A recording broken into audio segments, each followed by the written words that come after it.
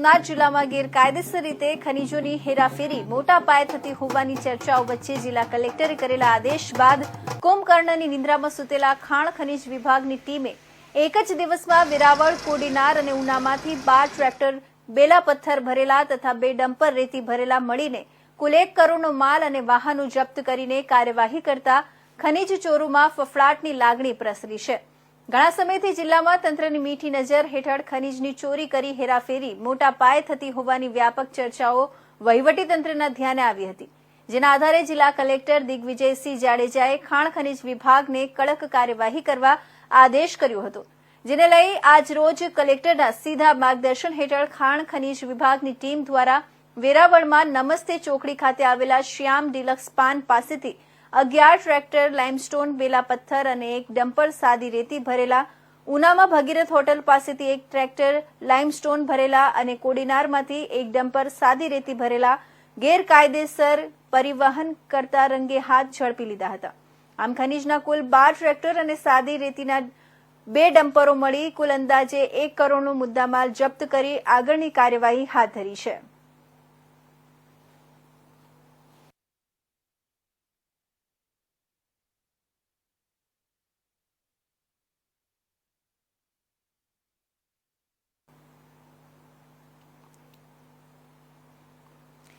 તો ભાવનગર જિલ્લાના ગારિયાદર ગામ નજીક આવેલા બોરીંગડા ટીબડી રોડ પર એક સાથે 4 સિંહણ તેમજ 6 બાણ સિંહો રોડ પર દેખાયા હતા। સિંહ પરિવાર વિડીયો કોઈ વાહન ચાલક દ્વારા લેવામાં આવ્યો હતો, જેમાં 4 સિંહણ સાથે 6 બાળ સિંહો પણ જોવા મળે છે। આ વિસ્તાર શેત્રુંજી કાંઠા વિસ્તાર હોય, સિંહોને આ વિસ્તાર માફક આવી ગયો હોય તેમ અનેકવાર સિંહો જોવા મળે છે। આ દ્રશ્ય નિહાળવા વાહન ચાલકો થંભી ગયા હતા।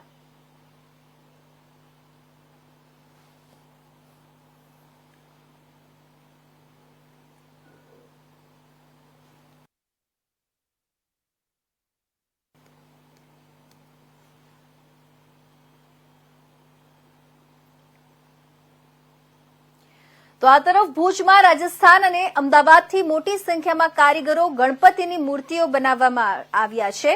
1 ફૂટથી માંડીને 12 ફૂટ સુધીની ઊંચાઈવાળી મૂર્તિઓ બનાવીને તેનું વેચાણ કરી રહ્યા છે, પરંતુ ગત વર્ષની જેમ આ વર્ષે પણ બજારમાં ખૂબ જ મંદી હોવાનું કારીગરો જણાવી રહ્યા છે। રાજસ્થાન અને અમદાવાદના કારીગરો દ્વારા ગણેશજીની 1 થી 3 ફૂટની મૂર્તિઓને આભલા, મોતીકામ, મિરર વર્ક અને સ્ટોન વર્કવાળી આકર્ષક ઇકો ફ્રેન્ડલી મૂર્તિઓ પણ તૈયાર કરીને બજારમાં મૂકવામાં આવી છે। તો ભક્તોની જરૂરિયાત મુજબ ડેકોરેશનમાં કસ્ટમાઇઝેશન પણ કરી દેવામાં આવી રહ્યું છે। ગણપતિજીની મૂર્તિઓ બનાવવા માટે આવેલા મારવાડી વેપારીઓ ભુજમાં સંતોષી માતાના મંદિર પાસે દર વર્ષે માર્ગની બંને તરફ વેપાર કરતા હોય છે। છેલ્લા 50 વર્ષથી મૂર્તિકાર તરીકે કાર્યરત જગમાલ મારવાડાએ જણાવ્યું હતું કે વરસાદના અને વાવાઝોડાના કારણે આ વર્ષે ઘરાકી ઓછી જોવા મળી રહી છે। તો ભક્તો માટે અને ગણેશ દાદાની પૂજા અર્ચનાને ધ્યાનમાં રાખીને ભાવ ઓછા કરીને પણ વેપાર કરવામાં આવી રહ્યો છે।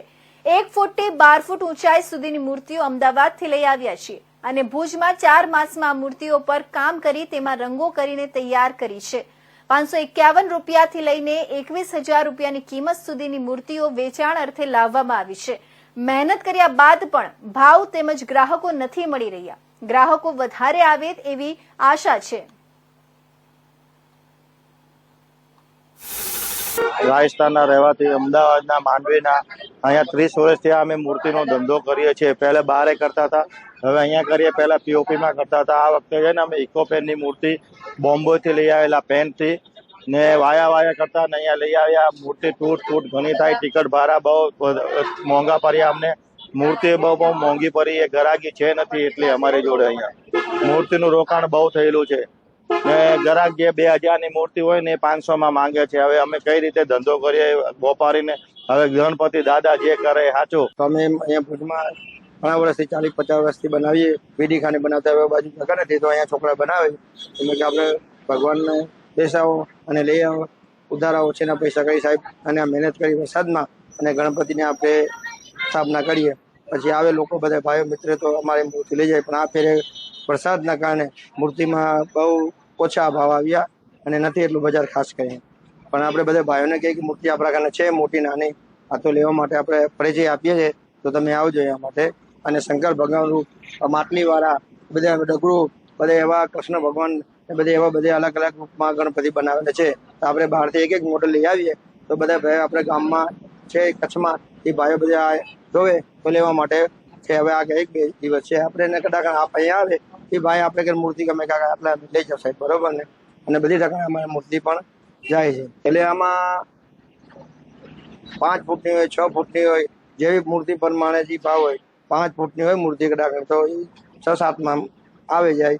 પછી નાની આવે બીજી 1000 1500 2000 પછી 7-8 ફૂટની જેવા 12,000 15,000 કિંમત કે ભાઈ અત્યારે સમય ઓછો થાય અમને વ્યાજબી ભાવમાં આપી દે બરોબર ને.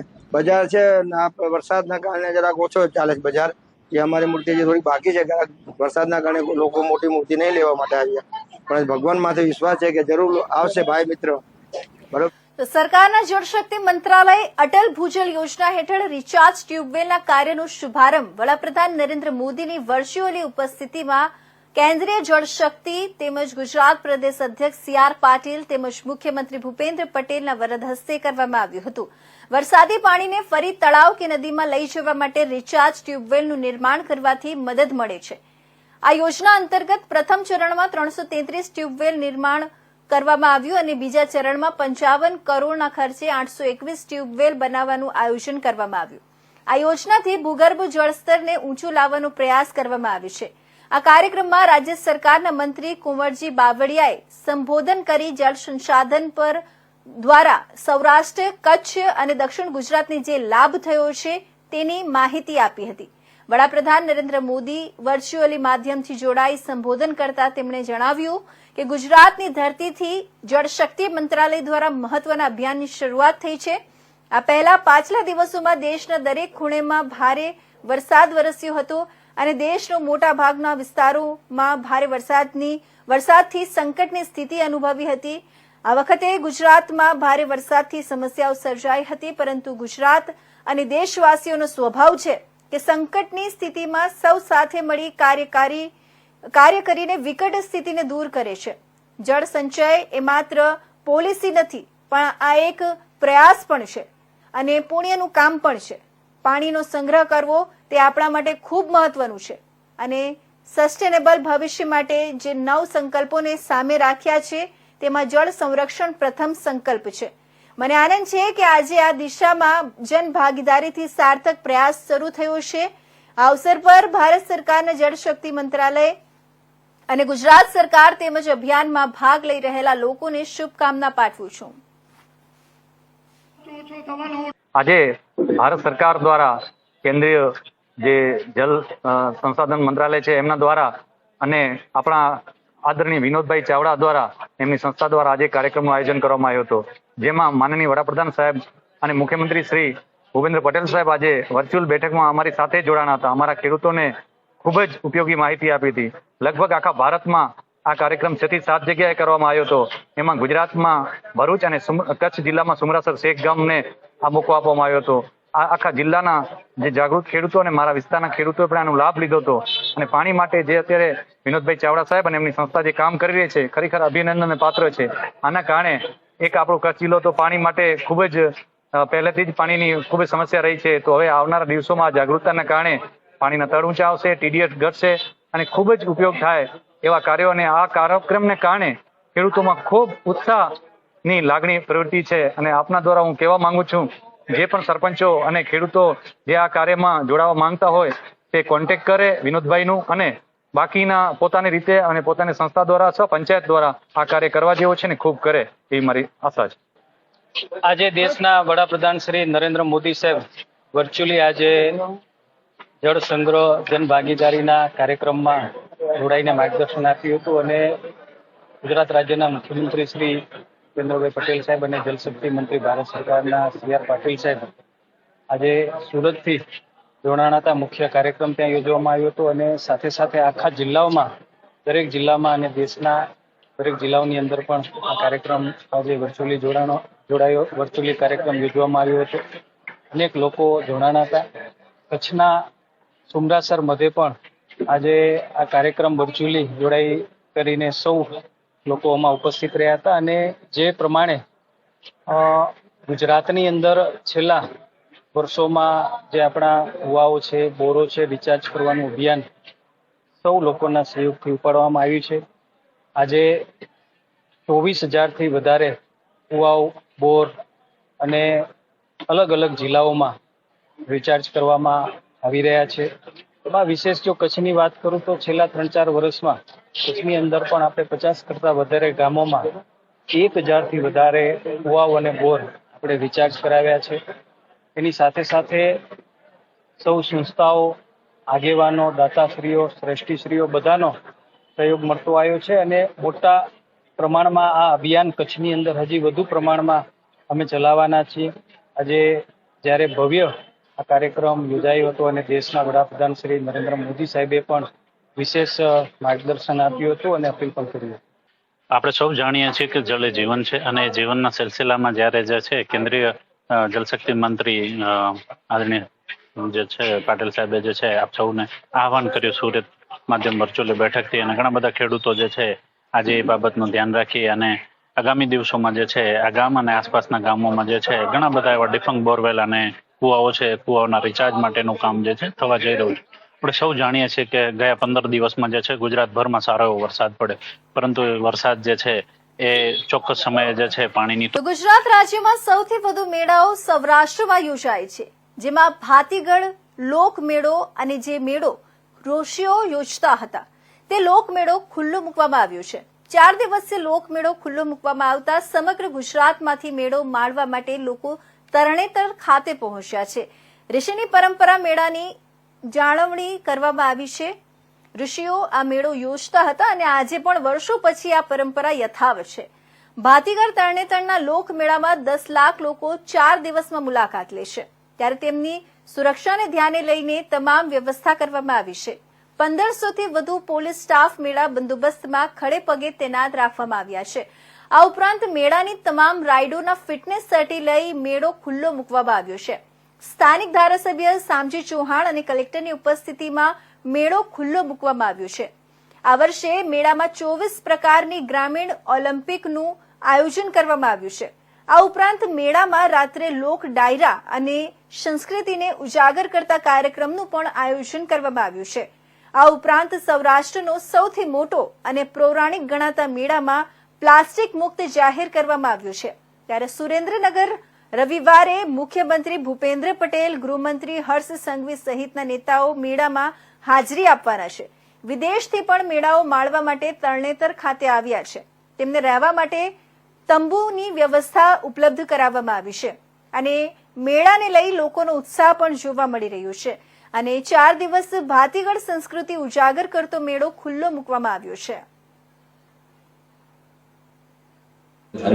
તરણેતરના મેળા જે છે એની અમારી એક જૂની પ્રથા અને જૂની જવાબદારી એ છે કે પહેલા દિવસે જે તરણેતરના ત્રિનેત્રેશ્વર મહાદેવ મંદિરના અમને પૂજા અને ધજાવિધિ કરવાનું ઠાકોર સાહેબ મૂડી વતી અમે જે ઘણા વર્ષોથી આ જવાબદારી બજાવી છે.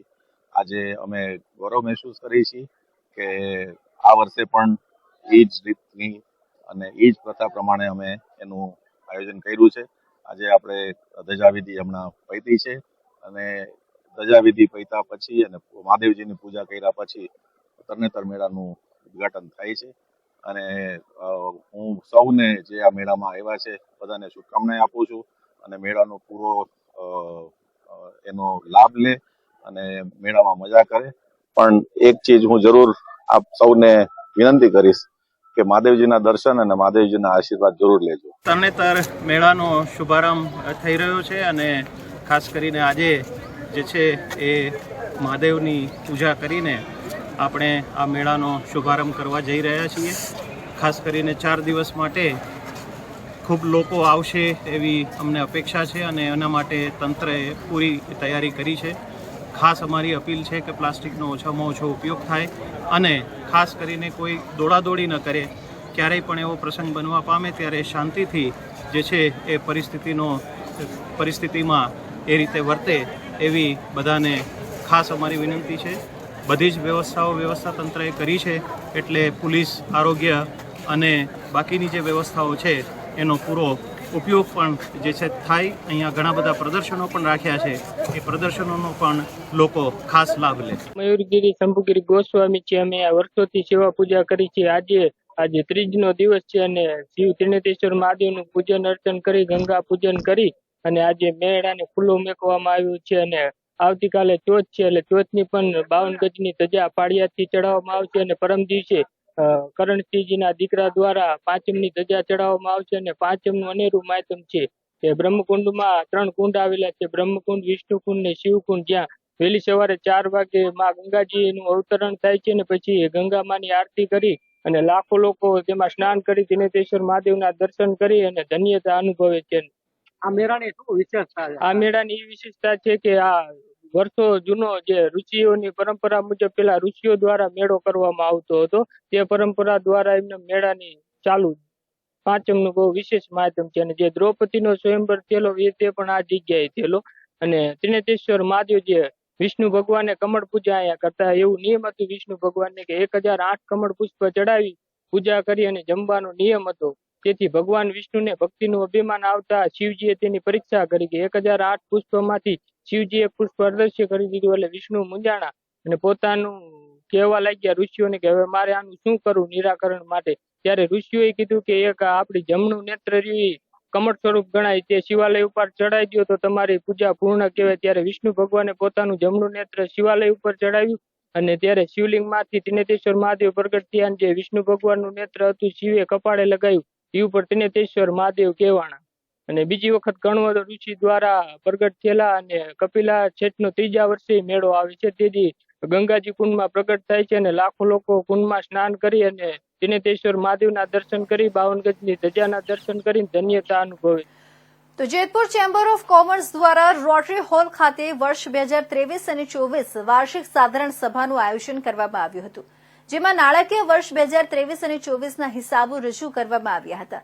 રાજકોટ નાગરિક બેંક દ્વારા વેપાર ઉદ્યોગ માટે વિવિધ યોજના અંગે માહિતી આપવામાં આવી હતી. જિલ્લા ઉદ્યોગ કેન્દ્રના અધિકારીઓ દ્વારા સરકારી વિવિધ યોજનાઓ અંગે વેપારીઓને માહિતગાર કર્યા હતા.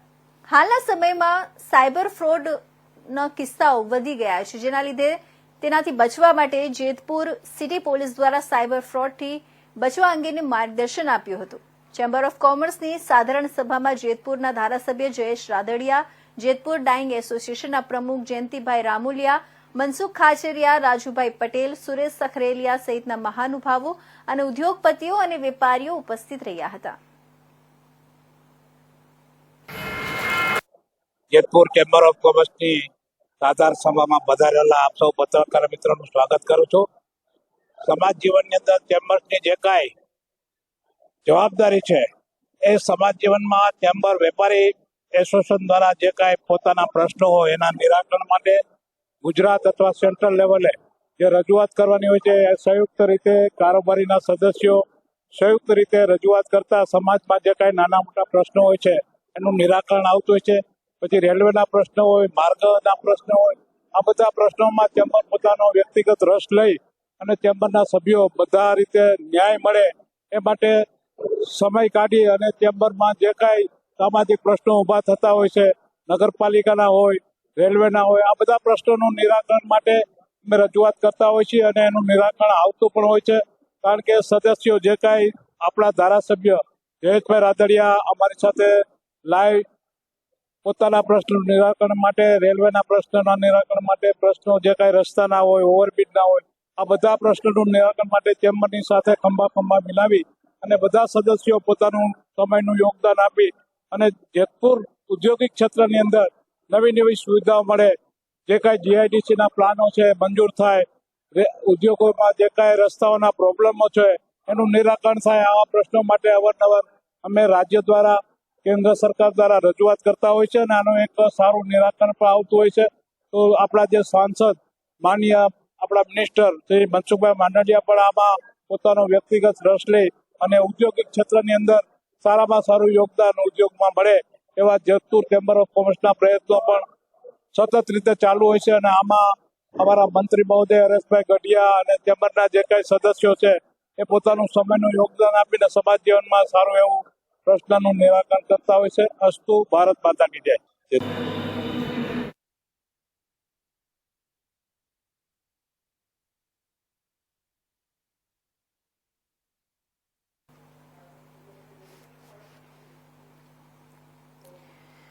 તો આગળ વાત કરીએ ગોંડલના અગ્રીમ ગણાતા માર્કેટ યાર્ડમાં કોઈ ખેડૂત દ્વારા દેશમાં પ્રતિબંધિત ચાઇનાના લસણના 30 જેટલા કટ્ટા ઘૂસી આવ્યા હોય વેપારીઓએ યાર્ડના ચેરમેન અલ્પેશ ઢોલરિયાનું ધ્યાન દોરતા તેમણે ચાઇનાના લસણ અંગે રાજ્ય સરકારનું માર્ગદર્શન માંગી લસણ કોણે મોકલ્યું તે અંગે તપાસ હાથ ધરી છે.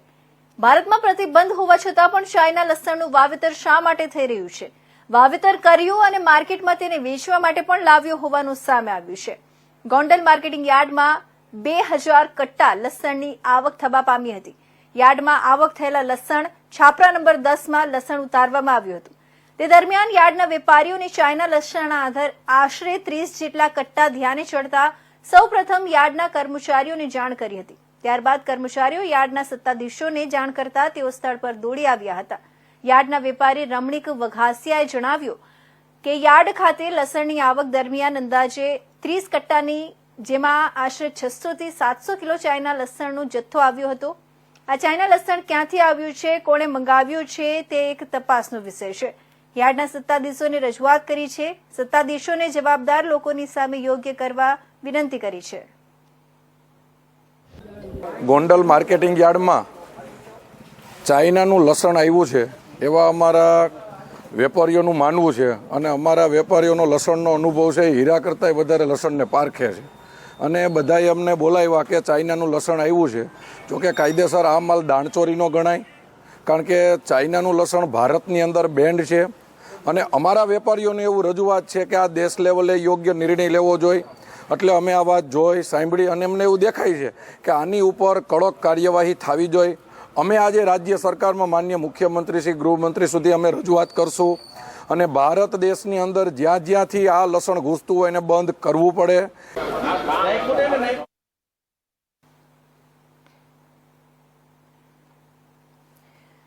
તો હવે વાત કરીએ છોટા ઉદેપુરની. તો છોટા ઉદેપુર જિલ્લાના નસવાડી તાલુકાના નિશાના ગામે મુસ્લિમ યુવાનના ત્રાસથી આપઘાત કરનાર આદિવાસી યુવતીના ઘરે ભરૂચ સાંસદ મનસુખ વસાવા, છોટા ઉદેપુર સાંસદ જશુભાઈ રાઠવા અને સંખેડા ધારાસભ્ય અભયસિંહ તડવી પહોંચી આપઘાત કરનાર યુવતીના પરિવારને સાંત્વના આપી હતી.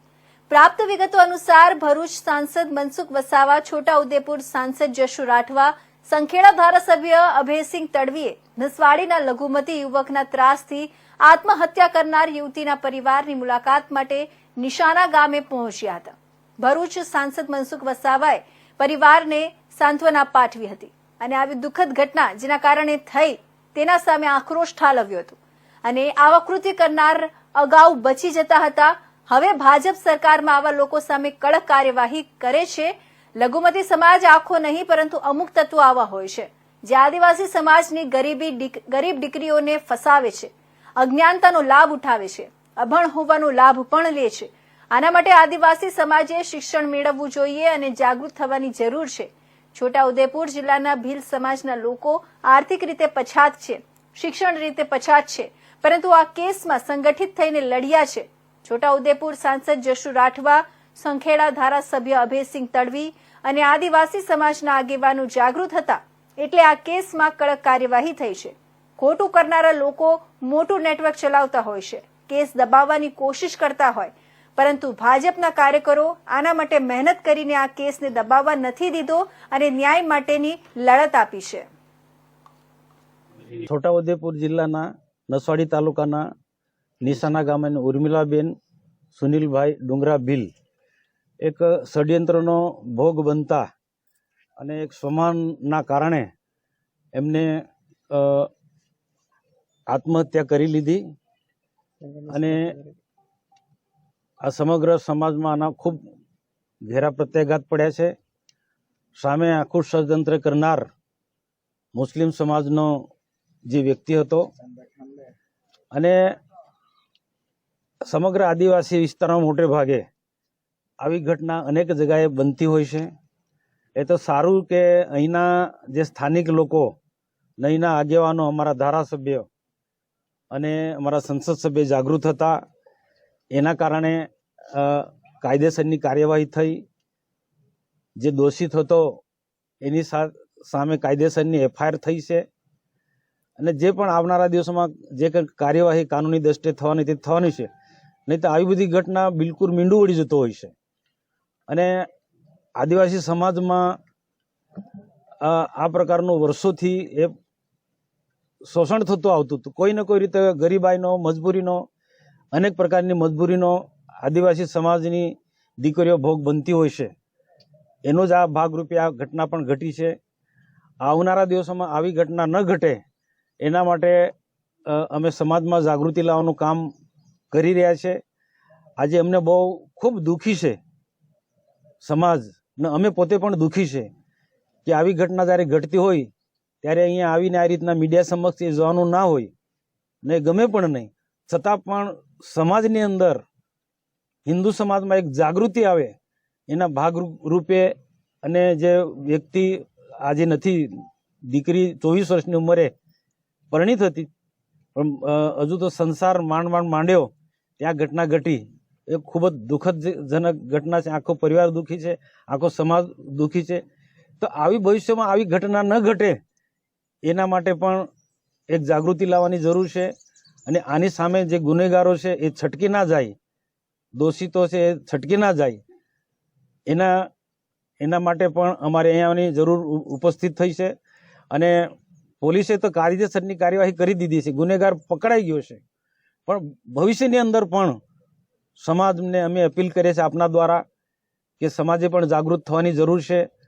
આવા ષડયંત્રકારીઓ કોઈ ને કોઈ રીતના આપણી ગરીબાઈનો, કોઈ અજ્ઞાનતાનો, કોઈ ને કોઈ રીતના એનો મજબૂરીનો લાભ ઉઠાવતા હોય છે. એના માટે સમાજે પણ જાગૃત થવાની જરૂર છે. ખાસ કરીને દીકરીઓએ, હિન્દુ સમાજની દીકરીઓને, તેમાં હિન્દુ સમાજ પણ આદિવાસી સમાજ વધારે એનો ભોગ બનતો હોય છે. આ બાવાગોરની ઘટના ગઈકાલે જ અમે ત્યાં રજૂઆત કરી પ્રાંત અધિકારીને. ત્યાં પણ આવું જ છે કે બીમારીના કારણે ત્યાં બાવાગોરમાં જતા હતા અને એનો ભોગ બન્યા. વડોદરાની સામાન્ય પરિવાર, આદિવાસી નથી, સામાન્ય પરિવારની બેન હતી. પણ આવો આ રીતના મુસ્લિમ સમાજના બધા મુસ્લિમ સમાજના લોકો આવા નથી, પણ મુસ્લિમ સમાજની અંદર એક જૂથ આખા ગુજરાતના, આખા દેશના લેવલે આ પ્રકારનું ષડયંત્રકારી કાર્ય કરી રહ્યું છે.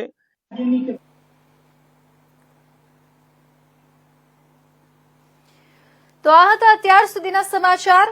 નવા સમાચાર સાથે ફરી મળીશું. ત્યાં સુધી જોતા રહો ઇન્ડિયા ન્યૂઝ ગુજરાત.